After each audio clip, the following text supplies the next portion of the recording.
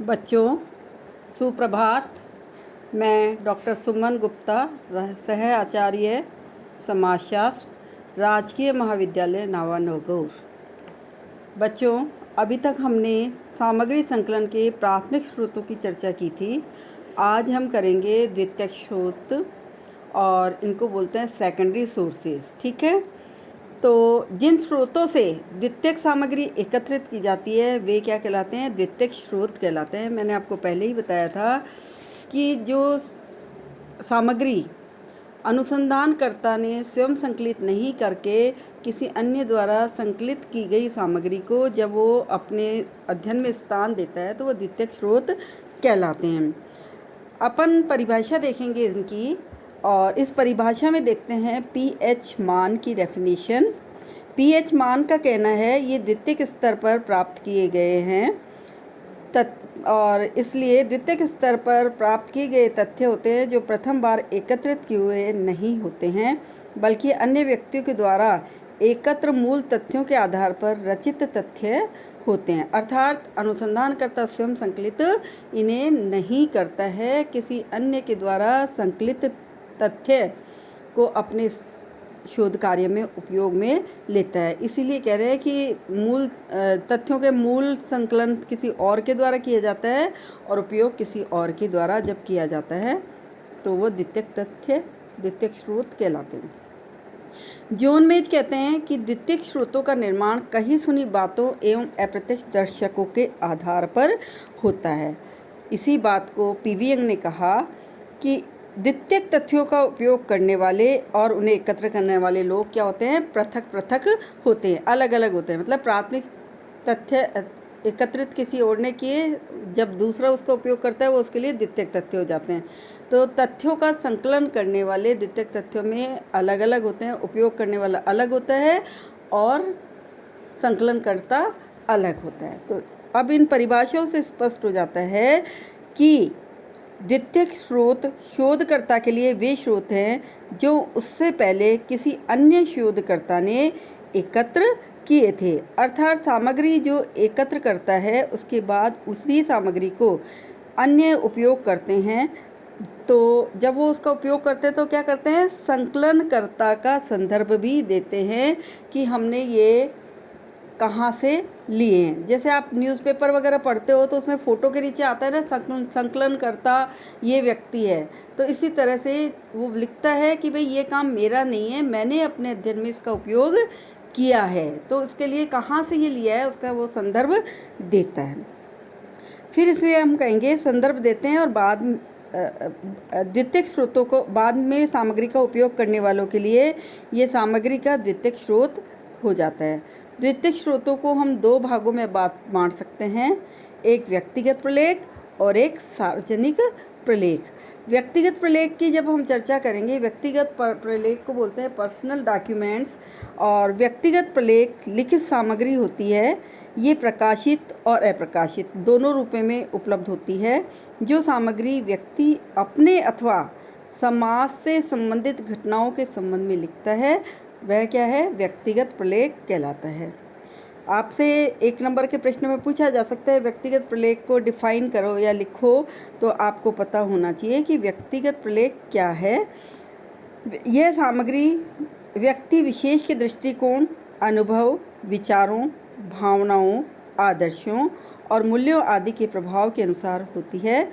John मेज ने भी कहा है, अपने संकुचित अर्थ में व्यक्तिगत प्रलेख किसी व्यक्ति द्वारा उसकी स्वयं की क्रियाओं, अनुभवों एवं विश्वासों के बारे में स्वयं द्वारा लिखा गया एक विवरण है। मतलब व्यक्ति स्वयं लिखता है, उसमें उसके अपना विचार, दृष्टिकोण, नज़रिया, भावनाएं सब कुछ उसमें इन्वॉल्व होती हैं। तो इसको ऐसे वाला विवरण जो व्यक्ति अपने दृष्टिकोण से, अपने नज़रिए से लिखता है, संकलित करता है, तो उस विवरण को हम क्या कहते हैं? व्यक्तिगत प्रलेख कहते हैं। अर्थात व्यक्तिगत प्रलेख उन सामाजिक घटनाओं का वर्णन है जो भूतकाल में घटी है। ये वर्तमान की घटनाओं को ऐतिहासिक पृष्ठभूमि प्रदान करते हैं। इसके द्वारा सामाजिक घटनाओं के इतिहास को समझा जाता है। व्यक्तिगत प्रलेख समाज और संस्कृति, जीवन जीने के तरीके, रीति रिवाज, खान पान आदि का वर्णन होते हैं। व्यक्तिगत प्रलेख में अपन कह सकते हैं कि पत्र, संस्मरण, डायरी, जीवन इतिहास ये आते हैं, जिसे एक व्यक्ति अपने हिसाब से संकलित करता है। अब हम बात करते हैं सबसे पहले पत्र की। पत्र क्या है? पत्र व्यक्तिगत और गोपनीय होते हैं, नितांत व्यक्तिगत और गोपनीय होते हैं, इसलिए इनके द्वारा प्राप्त सत्य, यथार्थ और गोपनीय और विश्वसनीय जानकारी प्राप्त इनसे होती है, क्योंकि इसमें व्यक्ति को कोई डर नहीं होता है कि इसको कोई देखेगा, पढ़ेगा, केवल वही व्यक्ति पढ़ेगा जिसके लिए वो लिख रहा है, इसलिए पूरे मनोभावों से वो पत्र जो है भरा हुआ होता है। व्यक्तिगत पत्र अपने निकट संबंधियों को लिखा जाता है। पत्र में व्यक्ति अपने जीवन की घटनाओं, समस्याओं, उपलब्धियों, विचारों, अनुभवों, स्नेह, प्रेम, घृणा आदि को लिखता है। पत्र व्यवहार में व्यक्ति पारिवारिक घटनाओं के तनाव, वैवाहिक संबंध और विवाह विच्छेद से संबंधित बातों का भी आदान प्रदान करता है। जो लोग राजनीति में होते हैं वो राजनीतिक घटनाओं से संबंधित पत्र लिखते हैं। शोध कार्यों में विशेष रूप से इतिहासकारों तथा जीवन लेखकों के पत्रों का उपयोग करके ज्ञान की वृद्धि की जाती है। तो पत्र आपको पता है कि जैसे हम न्यूज़पेपर में कई बार पढ़ते हैं कि अमुक व्यक्ति ने आत्महत्या कर ली, तो सबसे पहले पुलिस वाले जब जाते हैं तो क्या देखते हैं, उसकी जेब टटोलते हैं, उसके आसपास कोई कागज़ का टुकड़ा दिखता है तो उसको देखते हैं कि इसने क्या लिखा है, ये सुसाइड नोट है, मर्डर है, क्या है। तो पहले उसके आधार पर फिर पूरी जांच की जाती है। ऐसे ही आप देखिए कि जो राजनीतिज्ञ हैं जब जेल में चले जाते हैं, आगे की स्ट्रेटेजी के लिए वो क्या करते हैं, अपने साथियों को पत्र लिखते हैं। अपने व्यक्तिगत जीवन में भी जब मोबाइल का ज़माना नहीं था, उस समय पत्रों के माध्यम से विचारों का आदान प्रदान किया जाता है। यद्यपि पत्र बहुत विश्वसनीय सूचनाएं देता है, लेकिन इसकी समस्याएं हैं अपनी, और समस्याओं में हम देखेंगे कि पहली बात तो पत्र द्वारा सामग्री संकलन की समस्या जो है, इसमें इन्हें प्राप्त करना ही कठिन है, रखता कोई नहीं है, पढ़ा और ख़त्म कर देते हैं, डिस्ट्रॉय कर देते हैं, या जो नितांत व्यक्तिगत होते हैं उसको कोई देना नहीं चाहता है। फिर इसमें घटनाओं के लेखन में क्रमबद्धता व संदर्भ उपलब्ध नहीं होता। जब हम पत्र लिखते हैं तो क्या होता है, अपने मनोभावों को जो चीज़ जैसे जैसे याद आती लिखते जाते हैं, ठीक है।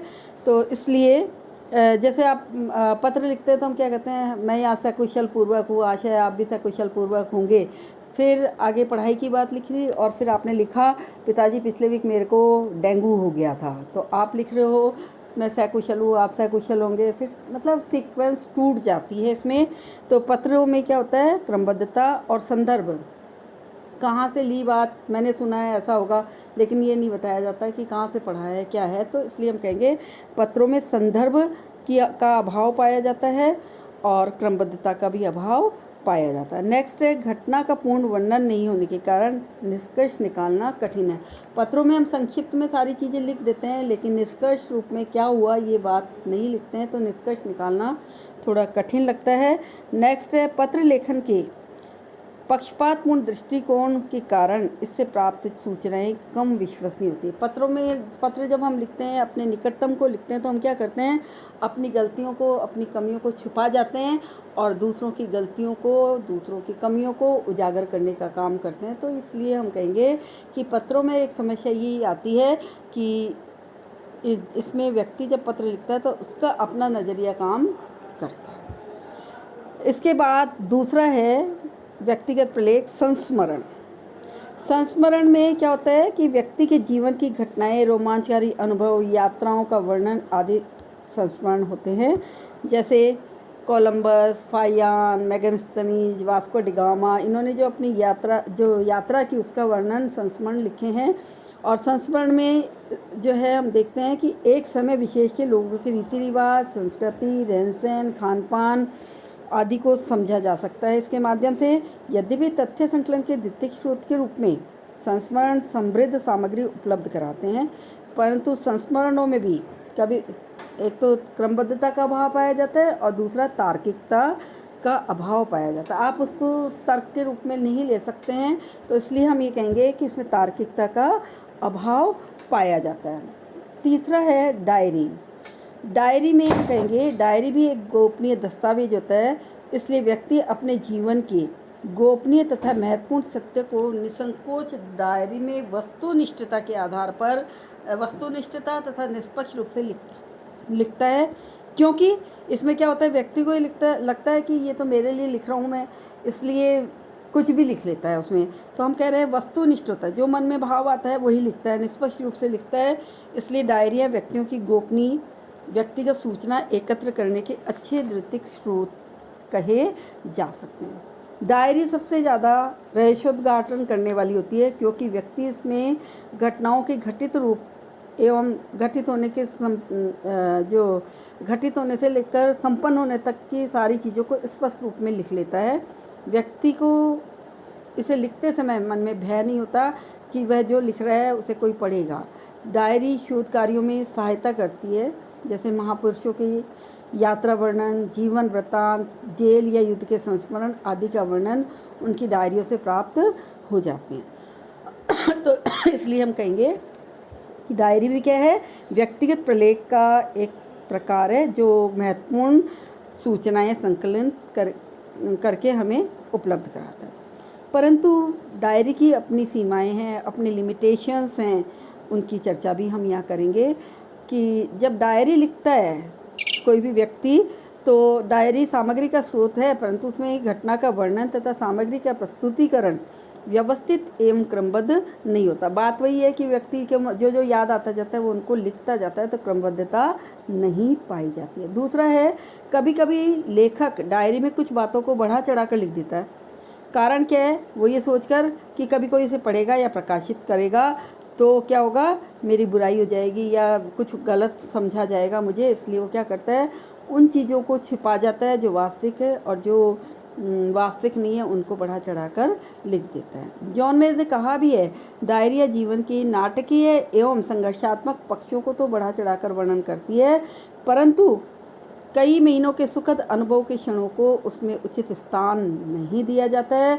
इसलिए डायरी द्वारा उपलब्ध सामग्री का प्रयोग शोधकर्ता को बहुत ही सावधानीपूर्वक करना चाहिए। होता क्या है कि हम जब जो व्यक्ति डायरी लिखता है वो क्या करता है, अपने दुख के संघर्षों के क्षणों को तो एक एक बात को खूब डिस्क्राइब कर देता है, लेकिन जो सुखद क्षण होते हैं उनको 2 लाइन में 3 लाइन में बात करके ख़त्म कर देता है। तो इसलिए ये एक इसकी कमी कही जा सकती है।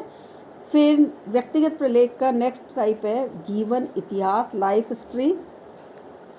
जॉन मेज के अनुसार वास्तविक अर्थ में जीवन इतिहास का तात्पर्य किसी विस्तृत आत्मकथा से ही होता है। सामान्य अर्थों में इसका प्रयोग किसी भी जीवन संबंधी सामग्री के लिए किया जा सकता है। जीवन इतिहास के 2 प्रकार हैं। 2 प्रकार में हम कहेंगे, एक तो आत्मकथा है और एक जीवन चरित्र है। आत्मकथा लिखने वाला कौन होता है, व्यक्ति स्वयं होता है। अंतर देखिए आप कि आत्मकथा जो है व्यक्ति स्वयं लिखता है, जबकि जीवन चरित्र व्यक्ति स्वयं के बारे में नहीं लिखकर अन्य व्यक्ति के जीवन चरित्र के बारे में लिखता है। दोनों ही सामग्री संकलन की द्वितीयक स्रोतों के रूप में जानी जाती हैं। तो जीवन इतिहास की अपन बात कर रहे थे। जीवन इतिहास में अपन ने कहा कि भाई व्यक्ति जो है अपने बारे में, जीवन इतिहास व्यक्ति अपने बारे में लिखता है, जीवन चरित्र किसी अन्य व्यक्ति के बारे में लिखा जाता है। अब जीवन इतिहास की सीमाएं और दोष की चर्चा भी हम करें यहाँ पर, तो हम कहेंगे कि इसमें वस्तुनिष्ठता का अभाव पाया जाता है। जो व्यक्ति आत्मकथा लिखता है वह इस संभावना को मानते हैं कि कभी ये जीवनी आत्मकथा प्रकाशित हो सकती है, तो कुछ यथार्थ को छिपा लिया जाता है, उसमें निष्पक्षता खत्म हो जाती है। नेक्स्ट है जीवन इतिहास, भूतकाल की जानकारी तथा तथ्यों का वर्णन होता है, इसलिए इसकी पुनर्परीक्षण नहीं किया जा सकता है। फिर नेक्स्ट है, कभी कभी लेखक जिस महापुरुष या व्यक्ति में रुचि रखता है अचेतन रूप से उसकी अधिक प्रशंसा कर देता है। नेक्स्ट है, लेखक कुछ घटनाओं को बढ़ा चढ़ाकर और कुछ को अति संक्षिप्त कर देता है, इससे विषय के महत्व के अनुरूप सामग्री उपलब्ध हमें नहीं हो पाती है। फिर नेक्स्ट है व्यक्तिगत प्रलेखों की उपयोगिता। जिन शोध कार्यों में व्यक्ति की भावनाओं, दृष्टिकोणों तथा मनोवृत्तियों का अध्ययन किया जाता है वहाँ तो सामग्री का स्रोत उससे उत्तम और कोई हो नहीं सकता है। जहोड़ा और साथियों ने लिखा भी है कि प्रारंभिक जानकारी व्यक्तिगत प्रलेखों से प्राप्त करके निष्कर्षों तक पहुंचा जा सकता है। मोजर ने भी कहा, व्यक्तिगत प्रलेख उस समय महत्वपूर्ण बन जाते हैं जब ये संबंधित व्यक्ति के बिना अनुरोध के प्राप्त हो जाए। निष्कर्ष रूप में हम कह सकते हैं कि व्यक्तिगत प्रलेख एक ऐसी जानकारी प्रदान करता है, ऐसी सूचनाएं प्रदान करता है जो शोधकर्ता सहभागी अवलोकन के द्वारा एकत्र नहीं कर सकता है। व्यक्तिगत प्रलेख के द्वारा घटनाओं या दशाओं से संबंधित अनेक आंतरिक तथ्य सूचनाएं ज्ञात करने से शोध कार्य में सफलता मिल सकती है। अंतिम चरण में बात हम करते हैं व्यक्तिगत प्रलेख की सीमाएं। पहली बात तो यह है कि पता लगाना बहुत कठिन है कि व्यक्तिगत प्रलेख किसके पास है, कहाँ रखे हैं। ये ज़रूरी नहीं है कि जिसके पास हो वो उनको दे दे काम लेने के लिए। दूसरी कमी यह है कि मूल कृति में दी गई सामग्री कितनी सही है, ये पता लगाना मुश्किल होता है। तीसरा है व्यक्तिगत प्रलेख केवल व्यक्ति के विचारों या दृष्टिकोण होते हैं जो संपूर्ण समाज या समूह का प्रतिनिधित्व नहीं कर सकते हैं। इसके द्वारा केवल गुणात्मक जानकारी ही प्राप्त होती है, इसलिए ये सामग्री का सांख्यिकी विश्लेषण करने में सक्षम नहीं है। और अंतिम बात हम करेंगे कि व्यक्तिगत प्रलेख सामग्री में वस्तुनिष्ठता का अभाव होता है। शोध में इस विधि से निष्पक्ष निर्णय निकालना संभव नहीं होता है। तो बच्चों, इस तरह से अपन ने देखा कि व्यक्तिगत प्रलेख क्या है और इसके प्रकारों की चर्चा की। अंत में हम कहेंगे कि शोधकर्ता को प्रलेखों को उसकी सीमाओं का ध्यान रखते हुए ही इनका उपयोग करना चाहिए।